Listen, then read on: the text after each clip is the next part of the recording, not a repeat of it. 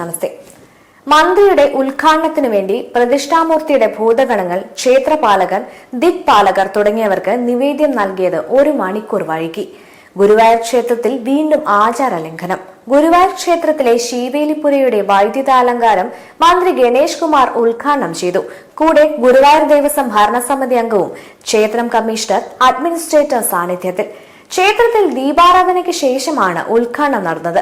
ദീപാരാധനയ്ക്ക് ശേഷം നടക്കേണ്ട ശ്രീഭൂതബലി എന്ന ചടങ്ങ് ഉദ്ഘാടനം പ്രമാണിച്ച് 1 മണിക്കൂറോളം വൈകിയാണ് നടത്തിയത്. ശ്രീഭൂതബലി വൈകിയതുകൊണ്ട് ഭഗവാന് അത്താഴപൂജയും അതനുസരിച്ച് വൈകിയാണ് ഉണ്ടായത്. ക്ഷേത്രങ്ങളിലെ പ്രധാന പ്രതിഷ്ഠാമൂർത്തിയുടെ ഭൂതഗണങ്ങൾ, ക്ഷേത്രപാലകൻ, ദിക്പാലകർ തുടങ്ങിയവർക്ക് നിവേദ്യം നൽകുന്ന ചടങ്ങാണ് ശ്രീഭൂതബലി. അവർക്കിത്തിരി നേരം വൈകി കൊടുത്താലും എന്താ പ്രശ്നമല്ലേ? പ്രധാന പ്രത്യേകതകളും ഉദ്ദേശവും ക്ഷേത്രത്തിന്റെയും പരിസരത്തിന്റെയും ഐശ്വര്യത്തിനും സംരക്ഷണത്തിനുമായി നടത്തപ്പെടുന്നു എന്നതാണ്. ദീപാരാധനയ്ക്കും ശ്രീഭൂതബലിക്കും ശേഷം അത്താഴപൂജയാണ് ചടങ്ങ്. നിവേദ്യത്തോടൊപ്പമാണ് പൂജ. അവൽ, വെള്ള നിവേദ്യം, പഴം, പഞ്ചസാര, കാരോലപ്പം, പാലട പ്രഥമൻ, പഞ്ചസാര പായസം തുടങ്ങിയവയാണ് നേദ്യ വിഭവങ്ങൾ. അപ്പവും അടയും വെച്ചുള്ള അത്താഴപൂജ ഭഗവാന് പ്രിയപ്പെട്ടതാണ്. കൊല്ലത്തിലൊരിക്കൽ നിറപ്പുത്തരി ദിവസം ഉപ്പുമാങ്ങ വെച്ച് പൂജയും പതിവുണ്ട്. ചുരുക്കി പറഞ്ഞാൽ മന്ത്രിയുടെ ഉദ്ഘാടനത്തിന് വേണ്ടി ഭഗവാന്റെ അത്താഴപൂജയെ മാറ്റിവെപ്പിച്ചു. കലികാലം. ഇതൊക്കെ ആരാ നിർദ്ദേശം കൊടുക്കുന്നതെന്ന് അറിയാൻ പാടില്ല. നൂറ്റാണ്ടുകളുടെ പഴക്കമുള്ള വൃശ്ചിക മാസത്തിലെ വെളുത്ത പക്ഷത്തിലെ ഏകാദശി ദിനത്തിലെ ഉദയാസ്തമന പൂജ മാറ്റിയത് ഭക്തജനങ്ങൾക്ക് സൗകര്യത്തിന്റെ പേരിൽ. ഇന്ന് ശീവേലിപ്പുരയുടെ ദീപാലങ്കാരം ജനങ്ങൾക്ക് ഉൾപ്പുളകം ഉണ്ടാകുന്നതിനു വേണ്ടി.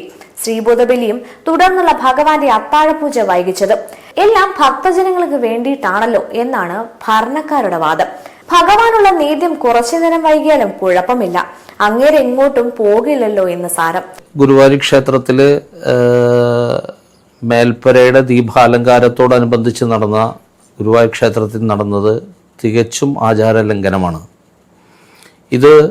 ഈ ആചാര ലംഘനങ്ങൾ ഗുരുവായൂർ ക്ഷേത്രത്തിൽ ആദ്യമായിട്ടല്ല നടക്കുന്നത്. ഇതിനു മുമ്പും നിരവധി പ്രാവശ്യം ഇത്തരത്തിലുള്ള ആചാര ലംഘനങ്ങൾ ഉണ്ടായിട്ടുണ്ട്.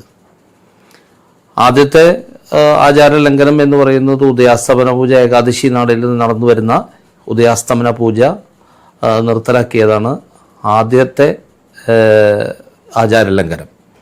പിന്നീട് ഇവിടുന്ന് അങ്ങോട്ട് ആചാര ലംഘനങ്ങളുടെ തുടർച്ചയാണ്. ഇന്നലെ മേൽക്കൂരയുടെ ദീപാലങ്കാരത്തിന്റെ ഭാഗമായിട്ട്, നടപ്പുരയുടെ ദീപാലങ്കാരത്തിന്റെ ഭാഗമായിട്ട് ഇന്നലെ ശ്രീഭൂതബലി മാറ്റിവെക്കുകയാണ് ഉണ്ടായത്. ശ്രീഭൂതബലി എന്ന് പറയുന്നത് യഥാർത്ഥത്തിൽ ദേവൻ നൽകുന്ന ദിക്പാലകർക്ക്, അഷ്ടദിക്പാലകന്മാർക്കും അതുപോലെ തന്നെ ദ്വാരപാലകന്മാർക്കും സപ്തമാതൃക്കൾക്കും നടത്തി കൊടുക്കുന്ന നിവേദ്യമാണ്. അതാണ് ഇന്നലെ യഥാർത്ഥത്തിൽ 1 മണിക്കൂർ നേരം മാറ്റിവെക്കേണ്ടതായിട്ട്. സാധാരണ പുണ്യാഹമൊക്കെ ഉണ്ടായിക്കഴിഞ്ഞാൽ ആവശ്യങ്ങൾക്ക് മാറ്റിവെക്കാൻ വിധിയുണ്ട്. പക്ഷേ ഇത്തരത്തിലുള്ള പരിപാടികൾക്ക് വേണ്ടിയിട്ട് ശ്രീഭൂതബലി മാറ്റുന്നത് തെറ്റായ പ്രവണതയാണ്. ഇത് ശരിക്കും ആചാരലംഘനമാണ്. ഇതിൽ തന്ത്രിയുടെ മൗനാനുവാദമുണ്ട് എന്നാണ് നമ്മൾ മനസ്സിലാക്കുന്നത്. ഇതുവരെ ഉണ്ടായിരുന്ന ആചാര ലംഘനങ്ങളിലൊക്കെ തന്നെ ഈ തന്ത്രിയുടെ മുഖ്യ പങ്ക് നമുക്ക് വെളിപ്പെട്ടതാണ്. സുപ്രീം കോടതിയിൽ പോലും അദ്ദേഹം ശങ്കരാചാര്യരെ ചിട്ടപ്പെടുത്തിയതല്ല ഗുരുവായൂർ ക്ഷേത്രത്തിലെ പൂജാവിധികൾ എന്നുവരെ എഴുതി കൊടുക്കുകയുണ്ടായി.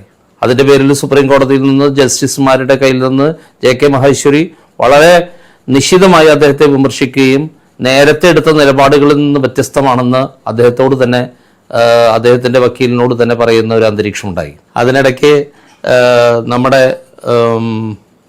നെൽക്കതിര് പൂജിക്കുന്നത് കൊടിമരത്തിൽ നിന്ന് പുറത്തേക്ക് മാറ്റുന്ന സംഭവം ഉണ്ടായി. അങ്ങനെ നിരവധി ആചാര ലംഘനങ്ങളാണ് ഇപ്പോൾ ഗുരുവായൂർ ക്ഷേത്രത്തിൽ നടന്നു വരുന്നത്. ഇപ്പോൾ സമീപ ശ്രീഭൂതബലി മുടങ്ങിയതും അത്താഴപൂജ വൈകിയതും ഇതൊക്കെ ഒരു പുണ്യാഹം ഉണ്ടായി എന്ന് വിചാരിച്ചാൽ നിർബന്ധമായിട്ടും അശുദ്ധി സംഭവിച്ചാൽ മാറ്റിവെക്കണം എന്ന് വിധിയുണ്ട് തന്ത്രശാസ്ത്രത്തിൽ. പക്ഷേ മറ്റ് ആർക്കെങ്കിലും വേണ്ടി ഇത് മാറ്റിവെക്കുക, അല്ലെങ്കിൽ എന്തെങ്കിലും പരിപാടിക്ക് വേണ്ടി ഇത് മാറ്റിവെക്കുക എന്ന് പറയുന്നത് ഒരു ശരിയായ സമ്പ്രദായമല്ല, ഒരു ശരിയായ രീതിയുമല്ല. മാത്രമല്ല, ഇന്നലെ നടന്നത് യഥാർത്ഥത്തിൽ ഗണേഷ് കുമാറിന് വേണ്ടിയാണ് മാറ്റിവെച്ചത്. ഗണേഷ് കുമാറിനെ നമുക്കറിയാം, ഈ കേരളത്തിലെ രാഷ്ട്രീയ രംഗത്തെ ഏറ്റവും വൃത്തികെട്ട രീതിയിൽ വർത്തമാനം പറയുന്ന ഒരു വ്യക്തിയാണ്.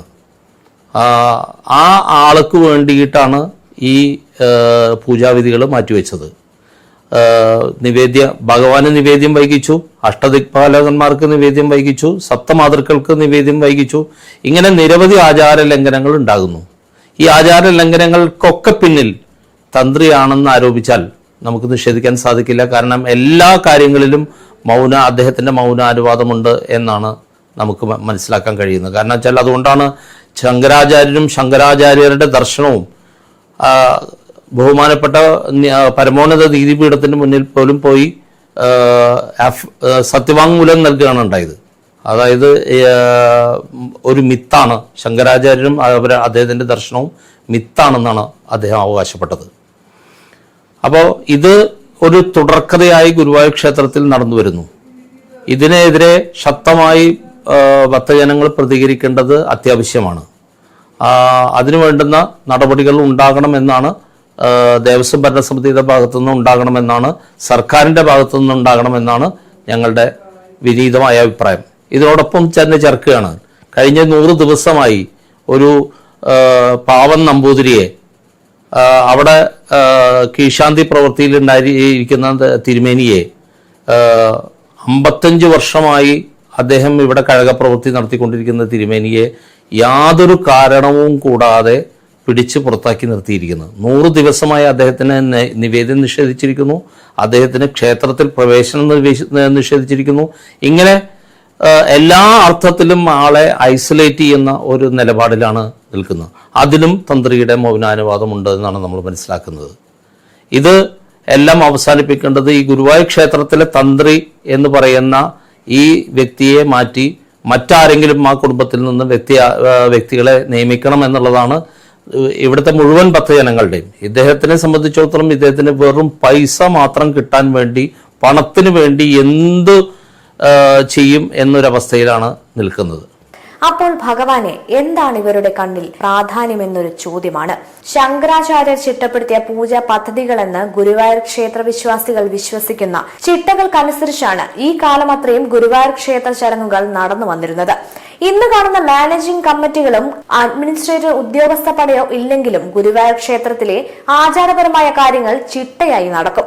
തന്ത്രി കുടുംബങ്ങൾക്ക് ക്ഷേത്ര ചടങ്ങുകൾ നടത്തുന്നതിന് ബുദ്ധിമുട്ട്, ദേഹാസ്വാസ്ഥ്യമോ പുലയോ അശുദ്ധിയോ ഉണ്ടായാൽ 4 പ്രത്യേക കുടുംബങ്ങളിൽ നിന്നുള്ളവരാണ് ഓദിക്കന്മാർ. തന്ത്രിയുടെയും മേൽശാന്തിയുടെയും അഭാവത്തിൽ അവരുടെ നിയുക്ത പ്രതിനിധികളായി അവർ സേവനമനുഷ്ഠിക്കുന്നു.